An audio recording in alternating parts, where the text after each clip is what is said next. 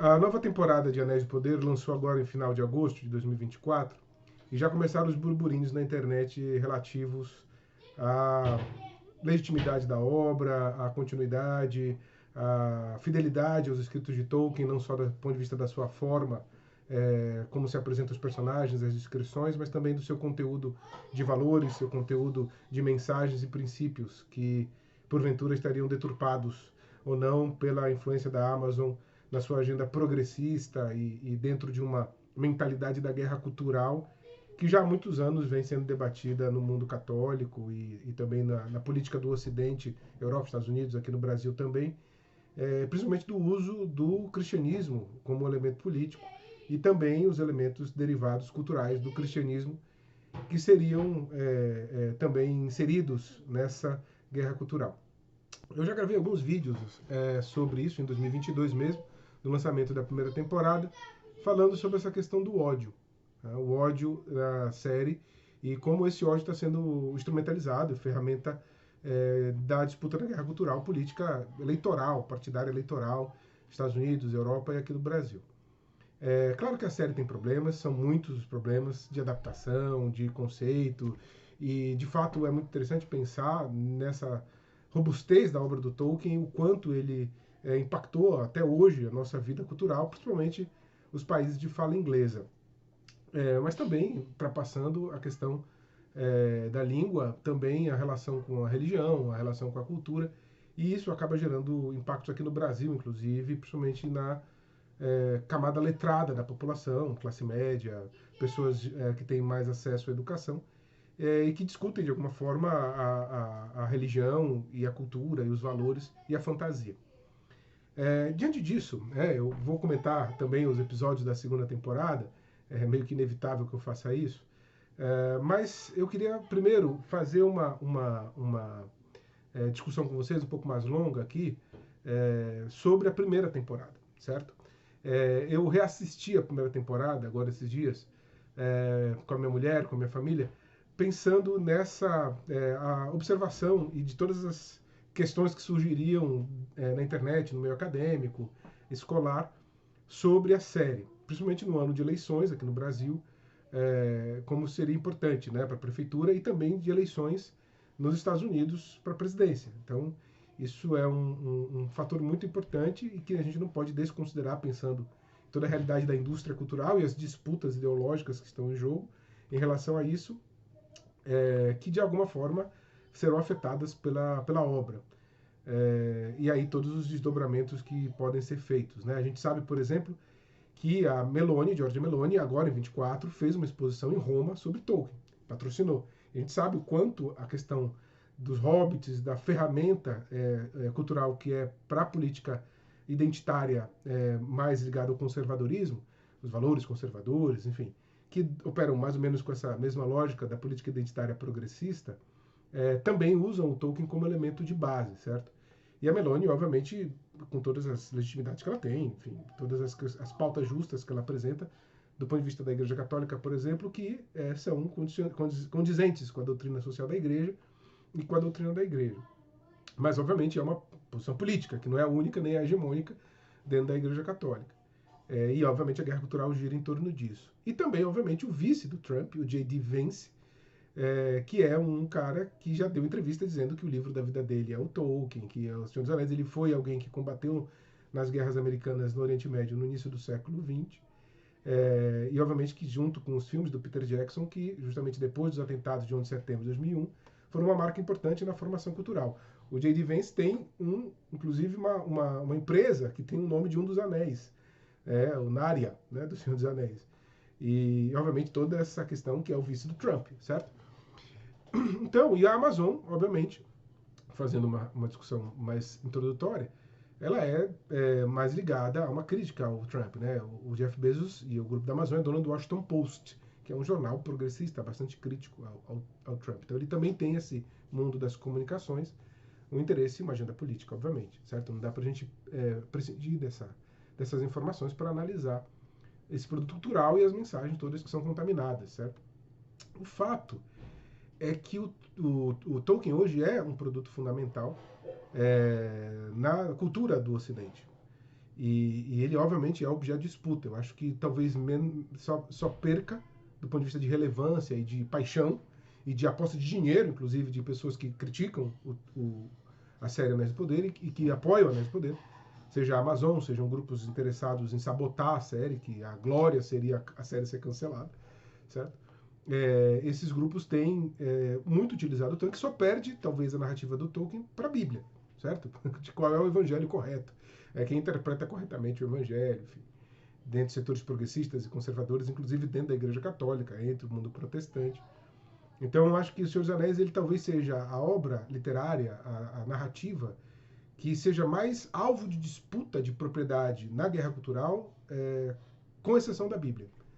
Então isso gera, obviamente, um interesse, uma paixão muito grande, e obviamente não é só pela pureza da obra, ou por a proteção do Tolkien, ou pela expansão do Tolkien, ou por consertar Tolkien do ponto de vista progressista, que isso entra. Quer dizer, não é um elemento só estético, mas é um elemento ético-político e ideológico bastante forte. Então, obviamente, esse é o cenário. Eu assisti, como disse, a primeira temporada para poder comentar a segunda. Então, eu reassisti agora, esses dias, a primeira temporada, para poder lembrar um pouco, né, e tentar contribuir para quem se interessa pelo que eu produzo aqui no canal, uma reflexão mais acertada sobre essa questão cultural. Eu fiz uma coisa mais longa, então é uma coisa de professor, eu vou fazer aqui umas anotações, certo? Para poder fazer o trabalho todo de explicação. Então vai ser um vídeo mais longo, mas, enfim, quem tiver interesse de acompanhar, pode assistir com pausas, certo? Eu fiquei pensando, eu acho que a grande contribuição da primeira temporada, quer dizer, prescindindo de toda essa análise sociocultural, política, falando só do ponto de vista narrativa, que a minha leitura não é uma leitura de um literato, nem de alguém de análise narrativa, nem de cinema. Mas é alguém que conhece a obra de Tolkien e que se interessa também pelos produtos culturais audiovisuais. E eu fiquei pensando que a grande celeuma, quer dizer, o grande problema foi a questão da Galadriel. O próprio Karl Hofstadter, né, que é um dos tradutores do Tolkien, que traduziu agora o último volume da Natureza da Terra-média, numa entrevista com algumas pessoas aqui do Brasil, que tem canais, a Cristina Casagrande, o Sérgio Ramos, ele mesmo admitiu que a Galadriel guerreira é, sim, possível dentro dos escritos do Tolkien. E ele é um cara conservador, quer dizer, um cara que já é bastante crítico do Partido Democrata americano, enfim, é favorável ao Trump. E ele mesmo admitiu, não, isso eles fizeram direito. A Galadriel guerreira é um ponto fundamental e que vídeos como o Tolkien Talk e já outras pessoas que desenvolveram essa ideia, de que nos próprios escritos do Tolkien, a Galadriel tem essa possibilidade de entrar como uma guerreira. Obviamente, ela não é descrita em nenhum momento ela usando espadas e armadura. Não tem, certo? Mas que ela é guerreira, que ela tem disposição atlética, que ela lutou ferozmente, que ela era amazona, né? Guerreira no sentido de ser uma amazona, a palavra é literal, e que ela era rebelde, que ela era uma penitente, que ela tinha ambição, que ela era gananciosa, que a personalidade dela era um pouco que a série mostrou. Então eu estou partindo do ponto de que isso está pacificado, do meu ponto de vista são provas bastante convincentes, embora não haja nenhuma descrição dela lutando com espada e armadura, ela se envolveu no Contos da Terra-média, no Contos Inacabados, né, do Tolkien, isso está bastante claro, assim, ela lutou contra Fëanor no fratricídio de Alqualondë para defender os Teleri, quer dizer, a palavra lutou valentemente, lutou ferozmente no meio de um genocídio, quer dizer, obviamente ela não lutou com palavras, né, então obviamente ela tem essa disposição física toda e que sim, é possível, obviamente não é a única interpretação possível, mas essa é uma interpretação possível.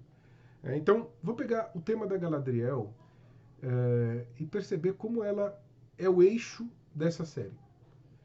E como, na minha interpretação, muitas pessoas não conseguem perceber, até do ponto de vista conservadoras e católicas, do ponto de vista da adesão, inclusive à doutrina da igreja, moral, não percebem o quão interessante pode ser essa jornada quando você pensa em críticas de feminismos, né?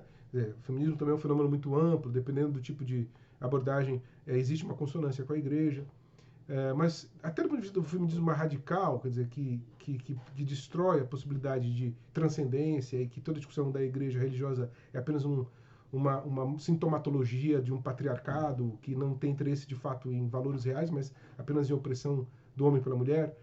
Mesmo esse feminismo mais radical, que não vê nenhuma possibilidade de transcendência, quer dizer, uma estrutura materialista bastante agressiva, ele pode ser um objeto de diálogo com essa série e de uma discussão de humanização mesmo, quer dizer, sobre valores universais, a vingança, o ressentimento, o ódio, que não necessariamente são exclusivos da doutrina da igreja, mas são da doutrina da igreja, quer dizer, combate contra essas coisas, em busca do perdão, da misericórdia, da paz, do bem comum, do amor, que, obviamente, até mesmo pessoas que não acreditam em absoluto em possibilidade de transcendência e de validade de experiência religiosa, podem perceber do ponto de vista humano, valores humanos, certo?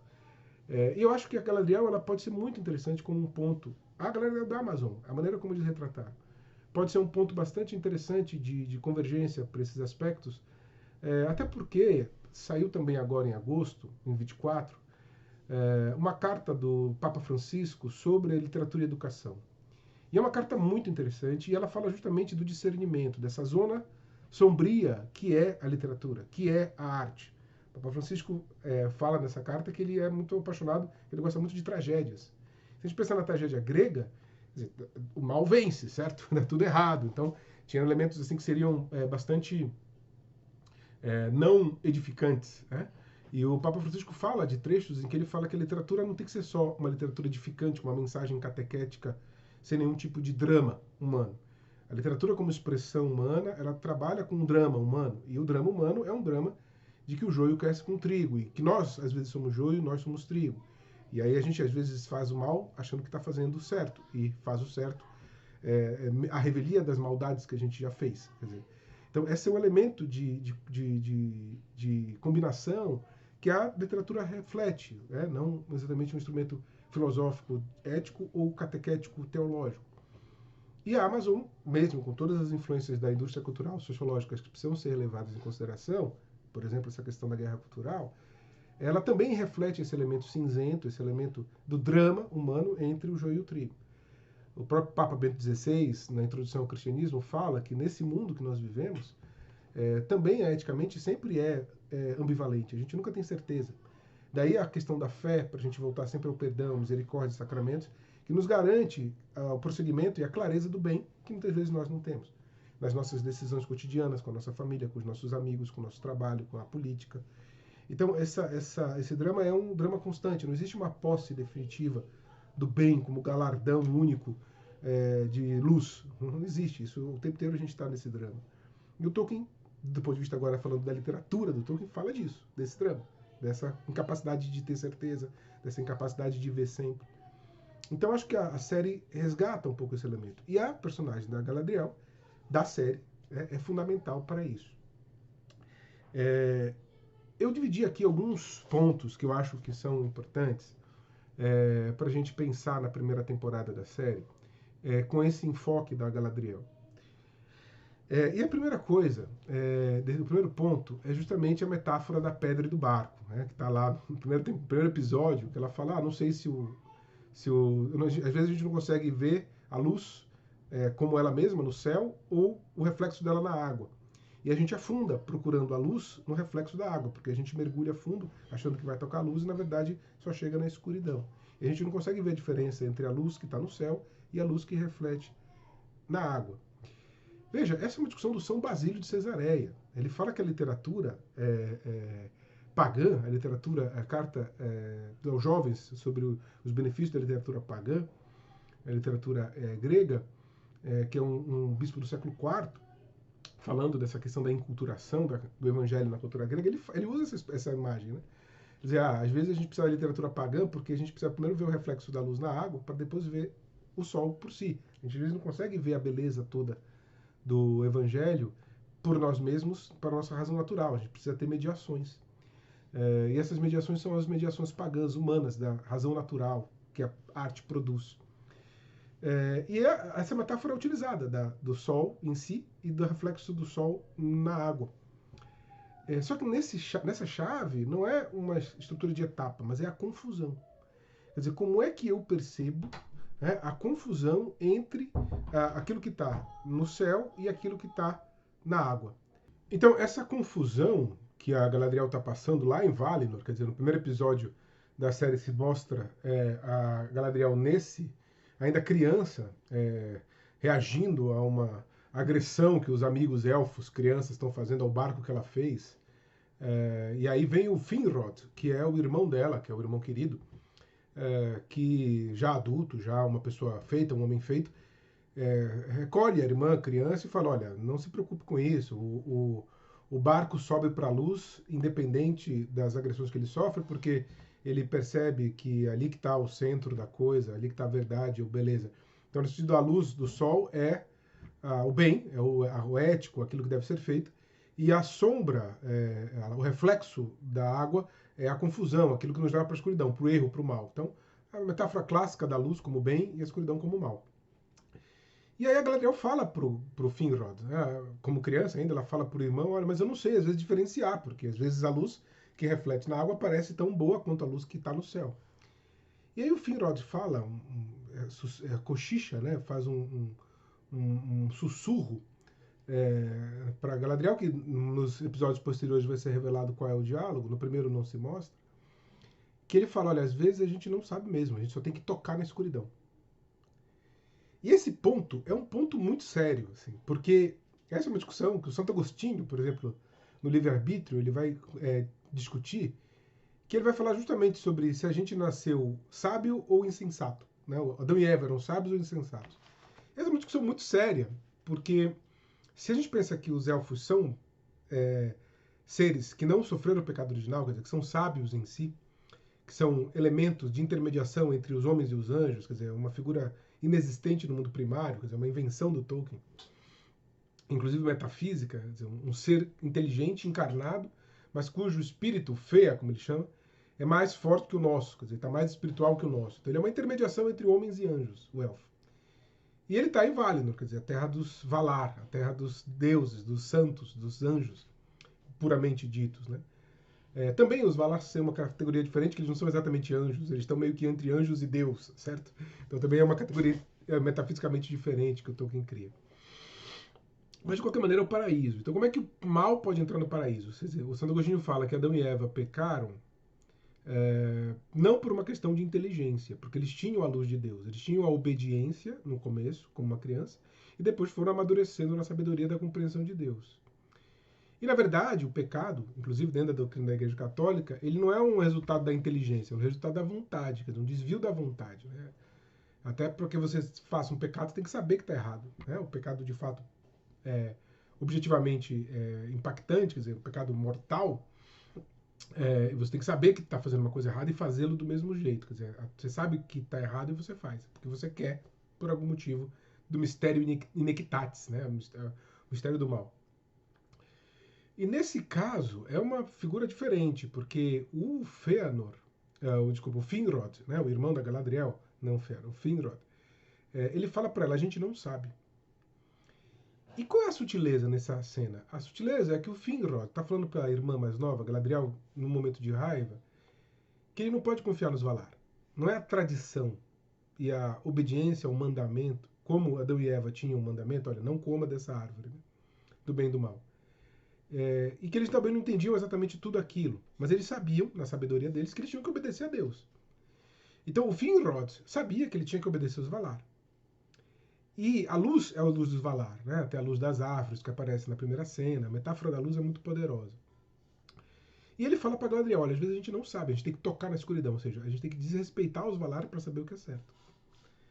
Só esse tema da autonomia, da razão do ser humano, para completa compreensão do que é a vontade de Deus, é um tema enorme. Quer dizer, Adão e Eva precisavam comer da árvore do bem e do mal para se tornarem autônomos e livres do livre-arbítrio. Quer dizer, a liberdade humana exige o pecado. Esse é um tema filosófico que vai passar para a igreja inúmeras vezes. Quer dizer, a doutrina oficial da igreja diz que não. Quer dizer, a nossa liberdade, inclusive, é a liberdade de seguir a Deus, seguir o mandamento, porque elas nos livram do pecado, que é uma escravização. Quer dizer, a gente escolheu vício, nunca é livre, certo? Mas exatamente como se compreende isso? Quer dizer, os elementos de mediação da consciência humana e da liberdade humana se tornaram muito mais evidentes com as descobertas das ciências humanas da modernidade, psicologia, antropologia, história. Os elementos sociológicos, os elementos psicológicos, a mediação social e as questões internas, subjetivas, impactam na nossa razão e na maneira como a gente entende o bem e o mal.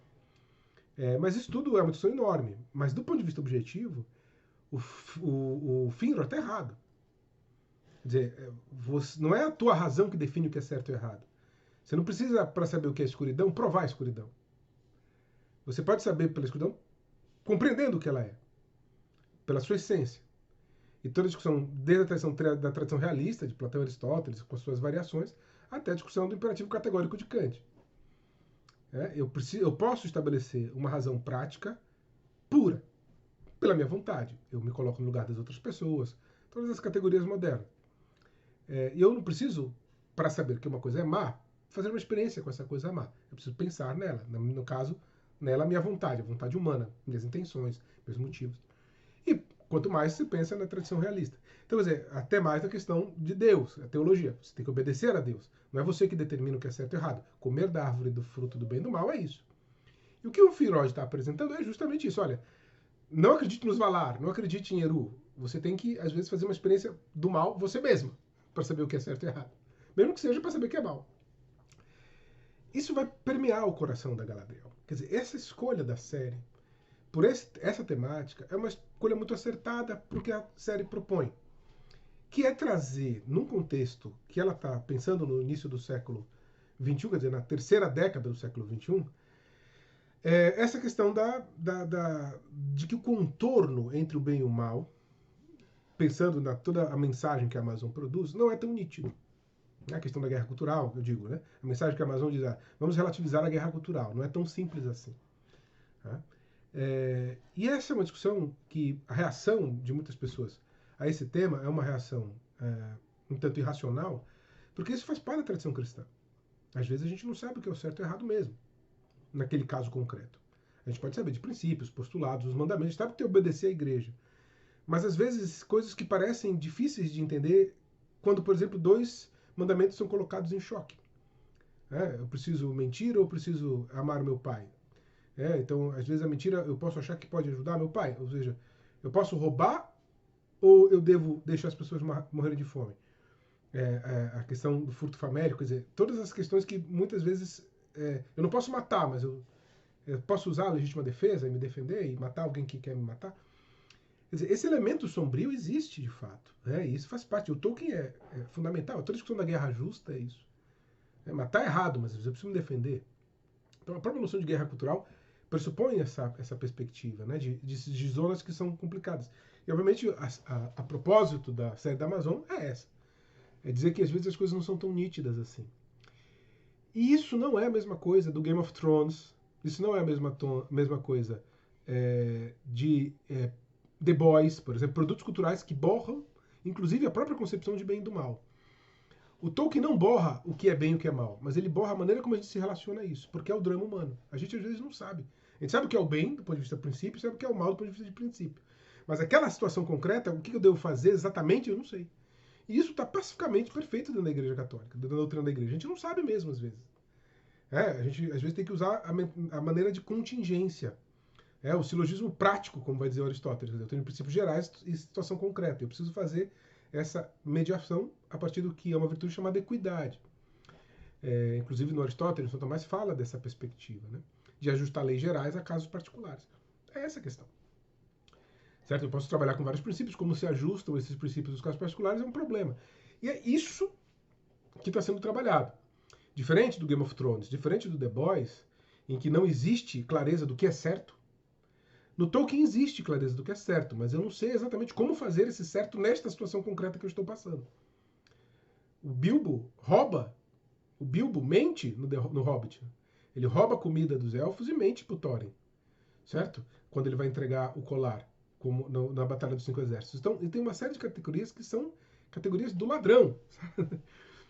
Então, o Tolkien já começa a discussão da Terra-média com o Hobbit, no primeiro livro publicado, com essa questão da ambivalência moral, que é o drama humano que a gente vive.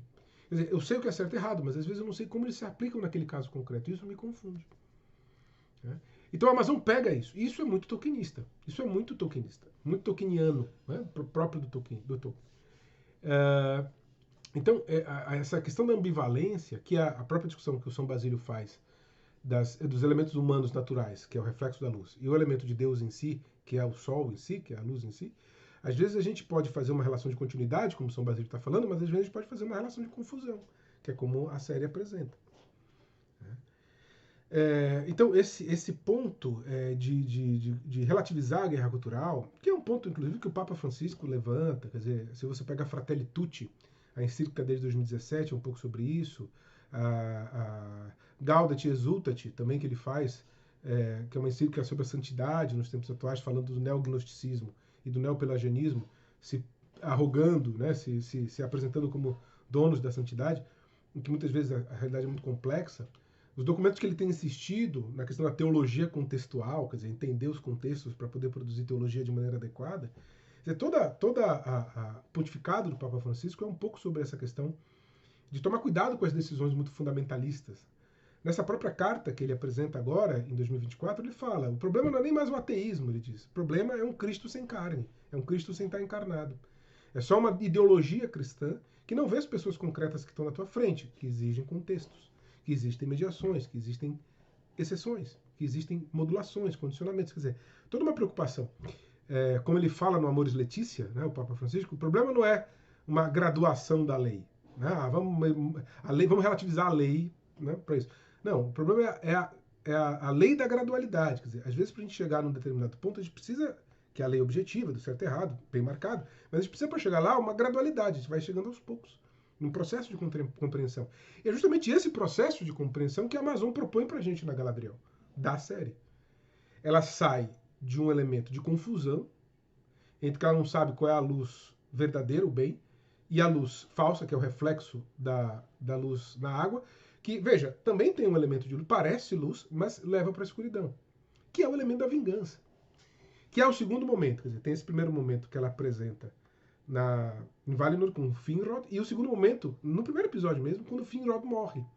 Quer dizer, o Finrod vai para a Terra-média como vingança. Na série, mostra Morgoth destruindo as árvores e eles indo lá atrás de vingança. Fala muito breve da Silmaril, quer dizer, depois Silmaril vai ser citada, mas no primeiro momento a série apresenta como se os elfos fossem para a Terra-média, saindo de Valinor, para lá, atrás do Morgoth, porque o Morgoth destruiu as árvores. Então precisamos se vingar. Então é motivo de vingança.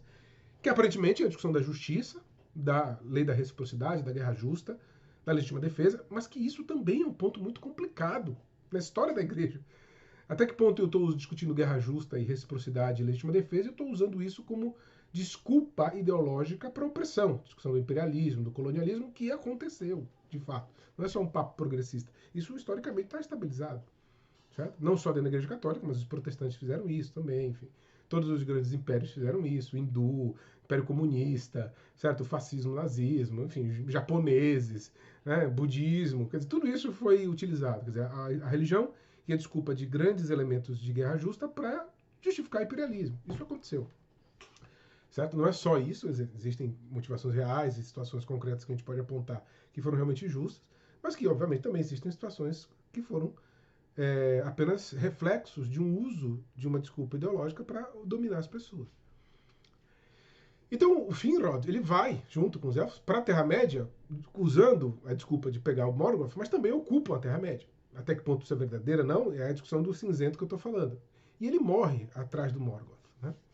E aí mostra lá ele morto. E aí a segunda cena, que é muito interessante nessa questão da primeira temporada, que a Galadriel pega a adaga do Finrod, quando ele está morto ali, né, o cadáver dele em cima de um túmulo, né, e ela pega a adaga do Finrod e fala, in the darkness, ela faz uma promessa nas trevas, que era não descansar enquanto Sauron não tivesse morto.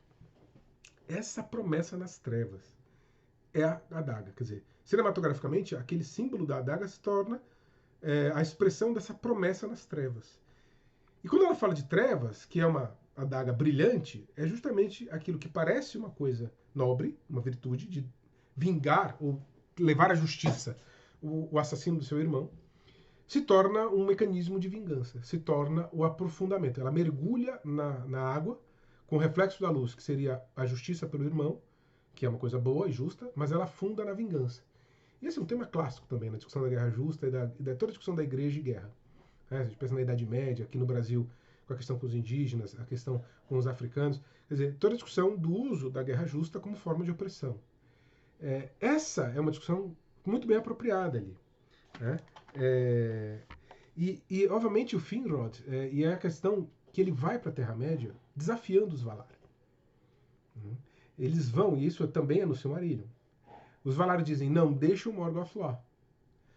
Não é preciso recuperar esses Silmarils e toda a discussão do Silmarillion.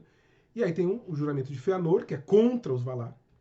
Então, o Finrod, ele apresenta justamente aquilo que ele disse para Galadriel quando ele falou da confusão entre a luz do céu e a luz do reflexo na água. A gente não sabe. Então, a gente precisa tocar a escuridão. A gente precisa romper com a tradição. Eu sou o fundamento da minha própria definição de bem e de mal. Eu sou o fundamento do meu discernimento. Não é uma tradição que me dá. Eu sou o discernimento. Então, ele rompe. Então, os elfos que estão na Terra-média são elfos rebeldes. Que já abandonaram, que mergulharam na água.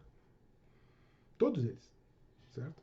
E eles vão atrás de Morgoth. Ainda mais, quer dizer, ali você ainda pode ter uma discussão de que vós sereis como deuses, né? Diz a Bíblia, quando tomar o bem e o mal, né?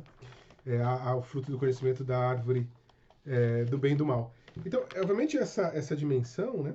É a adaga do Finrod representando esse desejo.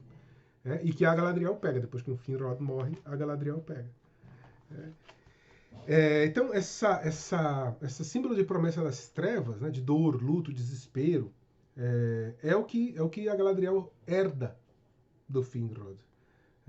E é justamente essa fusão entre a busca legítima da justiça e o orgulho iracundo da vingança. É essa mistura, né, porque de fato existe um reflexo da luz na água, pensando na metáfora da luz do sol e da luz na água. Existe um reflexo, então existe um elemento de justiça correto, legítimo. Mas ao mesmo tempo ele esconde a profundeza da escuridão da vingança. Né? Então tem essa promessa a discussão com o Fëanor, em Valinor, tem a cena dela pegando a adaga do Fëanor morto, e um terceiro momento que é fundamental para entender essa jornada da Galadriel na série é quando ela recusa de voltar para Valinor, depois que ela encontra o Sauron, encontra a fortaleza do Sauron no norte gelado, e ela volta dizendo que ele, né, tinha indícios dele, e o Gil-galad decide mandá-la de volta para Valinor. Quer dizer, olha, a gente já acabou aqui, já não precisa, vamos voltar, porque nós somos rebeldes. A gente está numa missão, né, ocupando, certo? Aqui o país estrangeiro, porque ele era um monte de terrorista, certo? E aí vamos voltar agora para nossa casa, porque já estabelecemos a democracia aqui na Terra-média e já podemos voltar para casa porque o nosso trabalho está feito, certo? Obviamente existem alusões a isso, desse imperialismo, inclusive o do século XXI. E aí ele manda de volta a Galadriel. E aí ela vai para o paraíso, quer dizer. E aí quando ela está voltando naquele barco, e aí a fenda se abre e Valinor aparece na rota reta, né? Ela recusa. E ela recusa por causa da adaga. Ela segura a adaga. Se você percebe a cena, ela segura na adaga e diz, não quero. Quero ficar aqui. E é justamente ela mergulha na água. Quer dizer, o sol, né, o céu bonito, a luz, e ela resolve ficar na água, e o símbolo disso é a adaga. De novo, a metáfora do sol, da luz em si e da luz reflexa na água. Ela mergulha. Né? E ela mergulha na escuridão. E aí, a partir daí, com a adaga, que é o símbolo da vingança, junto com a metáfora de mergulhar na água, ela encontra o Sauron. E é muito interessante esse momento, porque ela recusa o dom de Valinor, porque ela diz que eu sinto mal em mim. Eu sinto que o mal não está resolvido. Aí a metáfora, claro, se é o mal nela, porque ela é o mal, ou se ela de fato está percebendo o mal existente que ainda não foi derrotado. Essa ambivalência de que o mal está nela também vai percorrer a série inteira, que é a suspeita do Elrond, que é a suspeita do Gil-galad, né? Mostrando essa ambivalência. Ela fala, não, mas eu percebo. Mas é nela mesmo o mal? Né? Ou ela, de fato, funda as duas coisas, né? Ela está certa porque o Sauron ainda está vivo. E é claro que o próprio Gil-galad tem um elemento de vaidade, quer dizer, ele é o cara que concede a graça, certo? Eu sou o concessor da graça dos Valinor, né? de Valinor. Mas você concede, você pode impor a graça. Se você, Galadriel, você vai voltar para o paraíso, porque eu estou mandando. Existe essa possibilidade de eu mandar alguém para a graça de Deus, a revelia da vontade dessa pessoa? Quer dizer, é óbvio que a vontade dessa pessoa é fundamental para encontrar a graça. É óbvio isso. Então, mesmo o Gil-galad dizendo, olha, eu preciso que você vá para lá porque eu quero, isso não se consolida. Né? A graça não pode ser imposta, né? Pela vaidade, enfim. E, obviamente, essa adaga é preservada quando ela recusa e mergulha na água. Né? E aí, o encontro do Sauron é o encontro desses dois empedernidos, né? Esses dois problemáticos. E aí, né, num quarto momento, Valinor com Fëanor, com Finrod, pegar a adaga do Finrod e a recusa da graça de ir para Valinor são os três primeiros. Um quarto momento dessa questão da adaga é em Númenor. Quer dizer, quando eles são resgatados pelo Elendil e chegam lá para falar com a Miriel e tal, tem um momento que o Elendil tá com a adaga. E um ponto de ganhar a confiança da Galadriel, o Sauron vai lá dar um abraço no Elendil e pega a adaga e dá a adaga para Galadriel.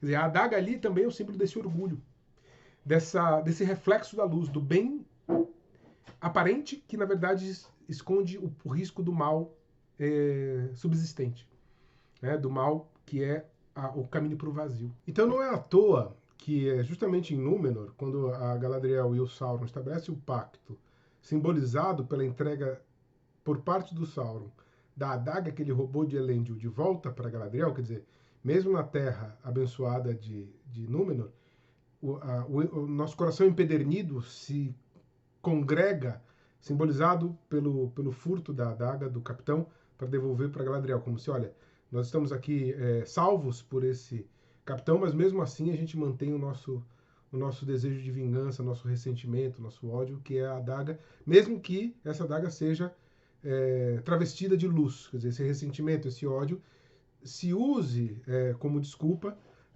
essa luz para, no fundo, mandar a mensagem de violência, de mal. E aí, nesse momento de Númenor, depois de uma série de discussões com a Miriel, que é a regente númenoriana, naquele momento que a Miriel mostra o Palantir e mostra a destruição de Númenor, na visão do Palantir, a Galadriel se lança da fé. Olha, você precisa ter fé para enfrentar. Então ela usa um elemento que, no fundo, a gente nunca sabe se a Galadriel está usando apenas uma desculpa ou se ela realmente está convicta daquilo. Quer dizer, claro que é uma mistura entre o elemento nobre da justiça e da proteção e da guerra justa e tudo aquilo que pode existir, que de fato existiam na Idade Média discussões muito sérias sobre isso, e a vingança pessoal. E aí você tem a Miriel recusando, dizendo que a fé pode até ser um elemento privado, mas não é público. Né? E aí você tem o choro da árvore de Númenor, que era o presságio dos Valar, quando a Galadriel está indo embora. Ele fala, não, existe alguma coisa mais importante que nós nesse momento. Então já é uma intervenção direta, digamos assim, dos Valar na história de Galadriel. Para aumentar mais ainda a confusão. Quer dizer, não é só um elemento de vingança pessoal. Então, um outro momento da questão da adaga é o diálogo com Adar. Quer dizer, os Númenóreanos e a Galadriel vão até a Terra-média, conseguem derrotar os orcs que estão derrotando ali a Bronwyn e o elfo que é responsável ali por Arondir, o elfo que está protegendo aquela população humana. E aí eles conseguem prender o Adar, que, eu já falei isso em alguns lugares, é o melhor personagem da série, é um personagem criado, e eu já tenho texto sobre isso, já expliquei um pouco sobre essa concepção dos orcs, e também é um personagem que daria para fazer também toda a discussão da série baseado nele, mas ele é obviamente um coadjuvante para Galadriel, mas ele rouba a cena, porque foi tão bem feito, o ator fez muito bem, e é uma pena que ele não tenha querido continuar por uma série de questões, né, da série, mas é o melhor personagem. Essa ideia do Uruk, quer dizer, o cara que é um elfo corrompido por Morgoth e que, na verdade, é o pai de todos os orcs. Quer dizer, provavelmente ele é um dos pais ali mesmo do ponto de vista biológico, né, de começar a criar todos aqueles seres. E ele tem uma herança élfica, quer dizer, um homem que não morre, e que, obviamente, deve ser o último da espécie dele, depois da guerra com Morgoth. E ele tá preso, quer dizer, a Galadriel consegue prendê-lo. Né? E aquela cena dela torturando Adar, já depois da derrota dos orcs, e ele devidamente acorrentado, e ela exigindo que ele diga onde está o Sauron. E ele fala, eu matei o Sauron, e depois a série vai mostrar todos os desdobramentos dessa crença dele, inclusive na segunda temporada. Ela usa a adaga para ameaçar. Então, aquele momento é um elfo corrompido, certo? Que historicamente é uma das versões. Os orcs têm muitas versões para a criação deles. Nos Senhor dos Anéis dizem que eles são elfos corrompidos. No Silmarillion também adota essa ideia, mas existem outros textos que mostram diferentes versões. Mas a série adota essa perspectiva, que é uma perspectiva possível, certo? Dos elfos corrompidos. É possível, né? Dentro da possibilidade que Tolkien concebe.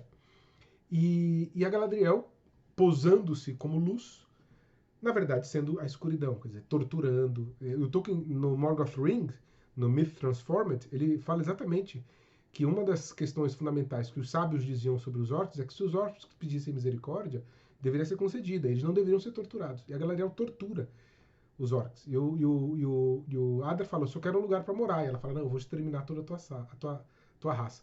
Então a Galadriel ali está sendo genocida, né, uma nazista de primeira linha, e cruel, torturando. E ela fala, olha, eu vou colocar os teus filhos no sol para eles torrarem, se você não me disser onde está o Sauron. E até o Adar fala, parece que eu não sou o único elfo que está abraçando a escuridão aqui, né? Ele reconhece a crueldade má na Galadriel, mesmo ela posando de salvadora. E ela usa a adaga para fazer um corte na garganta do Adar, um corte superficial, só para dar um aviso para ele da crueldade dela. Então ali a adaga ela é utilizada para fazer esse corte no Adar como, inclusive, uma aproximação entre os dois, que eles não são tão diferentes assim. Do ponto de vista moral, espiritual. Fisicamente o Adar já está destruído, a Galadriel ainda está loira, bonita, né? Toda aquela imponência. Mas do ponto de vista do espírito, os dois são podres, os dois estão derrotados. E o Adar, inclusive, podia até estar sendo mais próximo da luz, que ele fala, nós também somos filhos do Uno. Quer dizer, a paternidade dele, ele reconhece, não em Morgoth, mas no Uno. E essa é uma discussão muito séria mesmo, que a gente tem vários desdobramentos que em outros momentos a gente pode aprofundar isso. E isso é verdade. E a Galadriel fala, não, eu vou matar do mesmo jeito. Quer dizer, eu sou maior do que o Uno, né? Vocês são uma raça corrompida. Eu sei disso. E ele está ali conversando com ela, um ser inteligente, tentando explicar as razões dele, e ela não está nem aí. Só está cega pela vingança dela. Então esse elemento, né, quer dizer, então, retomando, né, a gente tem a cena em Valinor com o Finrod, 1. A gente tem ela pegando a adaga do Finrod depois de morto, 2. Na água, ela recusando o dom de Valinor, 3. Em Númenor, ela fazendo pacto com Sauron, quando Sauron rouba a adaga do Elendil, dá para ela, 4. E agora, 5º, esse momento, ela fazendo corte no Adar, com a adaga, mostrando que ela e um orc e um elfo corrompido, um Uruk, não são tão diferentes, espiritualmente, certo? E a adaga representa isso, mesmo ela, aparentemente, sendo a protetora, né, dos povos livres. Essa ameaça de tortura é um ponto-chave, né, para mostrar essa tentação de corrupção. Né? E aí, por último, né, o grande encerramento desse percurso que a Galadriel apresentou durante a primeira temporada, quando Sauron se apresenta na cidade de Celebrimbor, ele se apresenta, né, como uma frase que é muito séria, um poder não da carne, mas sobre a carne, of flesh, over flesh.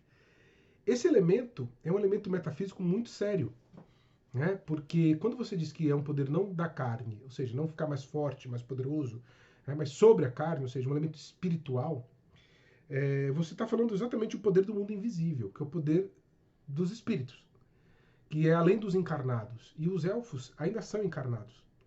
Embora eles sejam uma intermediação entre homens e anjos, como a gente entende no mundo primário, quer dizer, doutrina da igreja, a Bíblia e tal, os anjos, desse poder espiritual que de vez em quando se manifesta fisicamente, mas não é físico, se manifesta, mas não é parte da sua natureza. Também os elfos têm a natureza encarnada, tanto que eles devem ficar presos a Arda até o final de Arda, até o mundo criado ser destruído e a música se encerrar, a música de Eru se encerrar e voltar para Eru. E aí todas as criações que foram realizadas sejam absorvidas por Eru. E aí os elfos vão ter um destino diferente, né, a partir dos seus corpos. Mas eles são encarnados, como nós, homens, né? Nós temos o elemento de encarnação. Isso é um elemento fundamental na metafísica cristã católica medieval, que é a ideia de que nós, quando morremos, não vamos virar anjos, certo? Nós vamos ressuscitar. Então o elemento de que nós somos uma alma que precisa de um corpo, que é da nossa essência, né? A nossa divisão entre alma e corpo, espírito e corpo, é essencial, não é acidental. Não é que a gente está por enquanto, essa é a diferença dos gnósticos, né? De toda a discussão platônica pagã, quer dizer, a gente troca de corpo, a gente pode fazer outra coisa. Não, não, não. Nós temos um corpo só e a nossa alma está ligada a esse corpo. Por isso que a gente vai ressuscitar. Ele é perecível por causa do pecado, no mundo caído, mas no final dos tempos Jesus vai ressuscitar todos nós com o corpo que temos. Que não vai ser a mesma coisa, mas vai ser um corpo glorioso, mas não vai ser diferente também, vai ser uma continuidade. Um mistério, né? Uma questão dogmática da igreja. Então, quando insiste-se nessa frase, não da carne, mas sobre a carne, se faz uma alusão à questão própria do poder dos demônios. E o Sauron, como um ser espiritual, quer dizer, ele é um Ainur, ou seja, um ser que foi criado na mente de Ilúvatar, mas ele é um Maiar, ou seja, junto com os Valar, ele é um Ainur que caiu para o mundo criado, que foi atado ao mundo criado, e que deverá ficar atado ao mundo criado até o fim dos tempos. Então ele não pode voltar para a mente de Eru. Ele não pode voltar, sair desse mundo e voltar. Não pode. Ele está preso aqui. Mas ele não é essencialmente espírito. Ele não é essencialmente material. Ele se veste. Ele está numa condição de queda. Como se fosse uma kenosis de Jesus, que é o pai com o filho, e o filho é o Logos, e o Logos vem e está, naquele momento, encarnado, se esvaziado, a kenosis, e se esvazia e está ligado ao mundo, e assume a humanidade. É como se fossem anjos, fazendo uma analogia fantástica, literata, é uma ficção, certo? Que o Tolkien está trabalhando, em que os anjos, essa classe metafísica ontológica, que são os Valar e os Maia, tivessem sido atados ao mundo físico até o final dos tempos. Então não é que eles têm um corpo, mas eles podem se vestir de várias coisas, mas eles estão presos aqui, mas eles são espíritos. Então o Sauron tem poder sobre a carne? Tem. Ele tem poder sobre a carne. Ele pode atuar os poderes espirituais que nem os elfos, nem os homens podem. Certo? Então é por isso que ele é fundamental para ensinar para o Celebrimbor como fazer. Certo? O Sauron ensina essa relação do poder, não da carne, mas sobre a carne, porque o Celebrimbor por si mesmo não poderia. E veja, o Celebrimbor é um elfo, é uma outra categoria de seres também. Mas no caso, pensando no mundo primário, certo? Toda a discussão da magia e a condenação da magia que a igreja tem, a arte notória, como vai dizer São Tomás, a magia mesmo, mageia em grego, como vai dizer o Santo Agostinho, qual é o problema da magia? É que ela é ilícita e ineficaz, vai dizer São Tomás. Ou seja, ela não deve ser feita e ela não funciona. Porque se eu tenho a pretensão de controlar efeitos materiais com base em causas espirituais, quer dizer, eu controlar o mundo dos espíritos, o mundo daquilo que não é material, eu não tenho capacidade de fazer isso como ser humano. Então, se tem efeitos, que as conjurações que eu falo, os rituais que eu faço, os gestos, tem um efeito material que eu estou pensando que eu estou controlando o mundo espiritual, eu não estou controlando. Ela é ineficaz. Quem está controlando? Aí é a ideia do pacto demoníaco.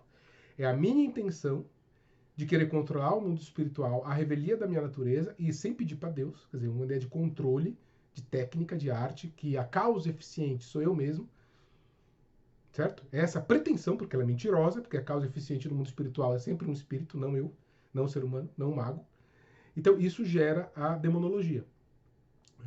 E isso gera a magia, por isso que a igreja condena a magia e tal. E aí tem uma longa história da ideia da magia natural, que é William de Alverne e o Santo Alberto Magno, que vai dar a ciência, certo? Que é a ideia de que elementos invisíveis, materiais, né? Quer dizer, nossas emoções, nossos sentimentos, os elementos da transformação dos cosmos, as leis da natureza que não são perceptíveis pelos sentidos, mas operam dentro da matéria. Não necessariamente são elementos espirituais. Que é a magia natural, que é outra coisa que vai dar a ciência. Mas nesse caso específico, o que o Sauron está dizendo é um poder do mundo dos espíritos. Então o Sauron apresenta isso para o Celebrimbor, né? Quer dizer, dizendo, olha, toda a discussão do desvanecimento dos elfos, e aqui é muito interessante também, porque essa discussão do desvanecimento dos elfos também significa uma rebelião. Quer dizer, os elfos já acabaram. A única coisa que tinha de desculpa justa, né, a luz que pegava na água para poder enganar a guerra justa, era a luta com Morgoth. Morgoth foi derrotado, não tem por que elfo estar aí mais. Silmarils, no texto mesmo do Tolkien, a Silmaril mostra que as Silmarils são destruídas, Elendil é descendente de Elros, né? Quer dizer, os Númenóreanos são descendentes de Elros, do povo que ficou ali para Númenor, né? E você tem um processo de explicação que os elfos Earendil já está no céu com a Silmaril Então, já não tem mais desculpa, já é para voltar. A Terra-média é para os homens, Númenor para os homens que lutaram contra Morgoth com os Valar, descendentes de Eärendil, e os elfos que estavam na Terra-média já tem que voltar. E eles estão desvanecendo. E aí a série da Amazon mostra a coisa da árvore, né? Com aqueles veios negros, aquela podridão, dizendo que já é o tempo deles. E eles se recusam, eles querem ficar mais tempo. E aí agora vão usar a desculpa do Sauron. Que é engraçado, né? Que o Gil-galad e o Celebrimbor e o Elrond, que sempre questionaram a Galadriel de que o Sauron já tinha sido destruído, não precisava mais quando se comprova, né, que o desvanecimento está acontecendo. Eles falam, não, mas a gente precisa ficar aqui mais um pouquinho, certo? Porque o desvanecimento também é ruim, a gente precisa ajudar os homens, a gente precisa confortar as pessoas, a gente, né, a Terra-média vai ficar relegada por ela mesma agora, né, que o Adar voltou, né, que os orcs voltaram, enfim. Então tem essa desculpa da nova Guerra Justa para ficar mais um pouquinho dominando ali, né? Mesmo que do ponto de vista de sinais, que as árvores são sempre essa importância dos presságios dos Valar, estejam mandando que eles irem embora. Acabou para vocês aqui. E eles se rebelam, né, para ficar. Então, essa condenação clássica, né, da magia como intenção do mago bruxo, né, o demonólogo, o cara que é de fato ligado ao pacto com o demônio para poder ter magia, porque na verdade a arte notória, como diz São Tomás, eu só faço um teatro de recitações e de manipulações, mas quem faz o efeito mesmo espiritual é o demônio. E só tem efeito porque a minha vontade se dobra dele. Então é uma relação de submissão demoníaca, né? Que é no fundo querer sair da sua própria natureza, querer se revoltar contra Deus. Né? Essa discussão que o Sauron aparece com o Celebrimbor, né? É justamente o ponto que a Amazon vai se apoiar. Inclusive a questão do Mithril, que também dá uma outra discussão enorme, que eu particularmente não gostei, certo? Do ponto de vista de que o Mithril é um elemento de fusão entre o bem e o mal, isso é muito gnóstico mesmo, isso escapa um pouco da mentalidade do Tolkien.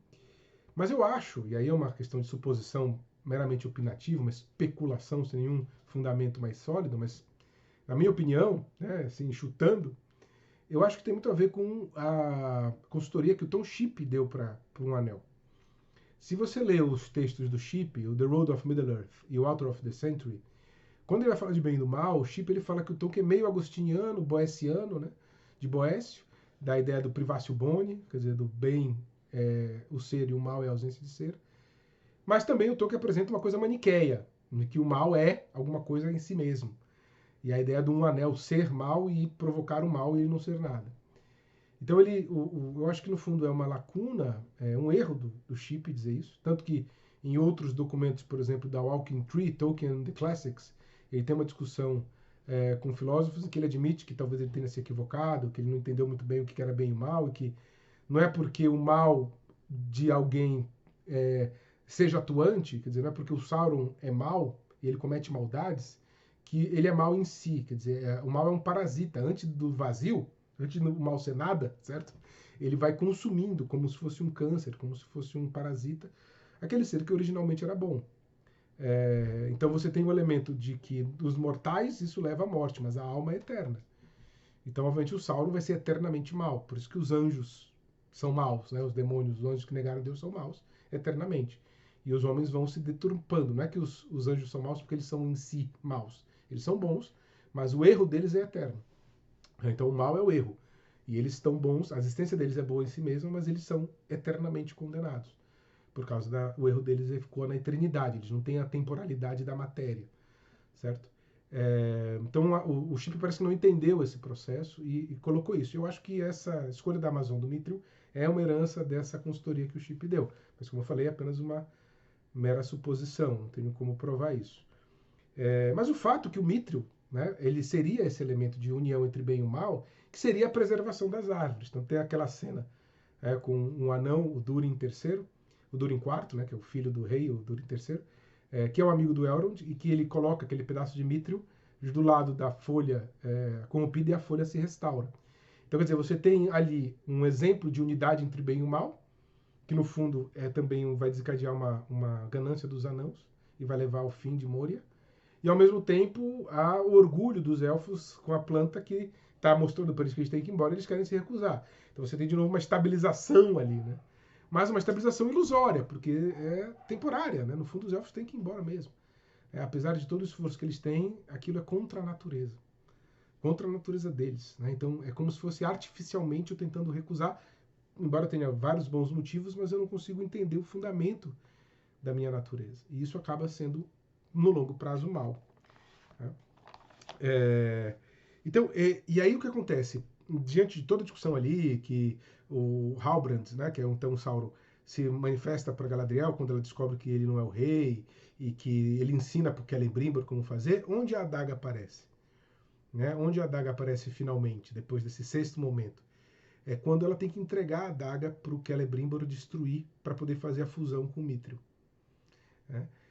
Então, que seria usado para poder criar os anéis, para poder gerar um elemento de estabilidade das árvores, ali para elas pararem de degenerar. Quer dizer, a luz do Mithril, que é a luz do bem e do mal, fazer um retorno das árvores que são boas, mas que estão indicando que o tempo acabou e eles querem ir contra a natureza numa simulação de bem, no fundo é um simulacro de bem, né? Com toda boa intenção, mas não obedecendo o bem em si, que é o ditame dos Valar. Junto com a adaga da Galadriel, que é a expressão do engano, da luz que bate nas águas, que é a vingança, que ela pegou as árvores, pegou a adaga num momento de trevas, quando ela quer se vingar do Sauron contra o que ele fez com Finrod. É ela recusando o dom dos Valar, indo para Valinor e mergulhando na água por causa da adaga. É o pacto primeiro com Sauron de confidência, quando ele rouba a adaga do Elendil e dá para ela. É ela usando a adaga para ferir o Adar e sem perceber as nuances entre o bem e o mal e das coisas que um homem que fez muitas maldades, mas que naquele momento pode fazer o bem, porque tem um bem misturado com ele. E a mulher que fez muitas coisas boas, mas que naquele momento ela está possuída pelo mal. Então ela pega aquela adaga e entrega para o Celebrimbor derreter para fazer os anéis. Porque não é só uma coroa, porque uma coroa seduz, corrompe, quer impor a duas objetos, divide, três tem o equilíbrio. Que é um elemento também da trindade, quer dizer, que é uma coisa meio pitagórica, né? Não só números, mas qualidades derivadas do número. Né? Quer dizer, unidade, dois, dualidade, três, trindade. Quer dizer, você tem um elemento também de metafísica ali tentando estabelecer uma relação de combinação com a matéria, do objeto a ser feito, que é muito interessante. Né? Mas, obviamente, o ato dela se desapegar da adaga para entregar, para a adaga ser dissolvida, para se fundir com os anéis, para que eles possam finalmente ter uma chance, né, de lutar contra o Sauron, contra a decadência, né, não mais que o Sauron, contra o desvanecimento, diz o Tolkien nesse período. Né. É interessante, ainda que seja uma ilusão. Ainda que seja uma ilusão.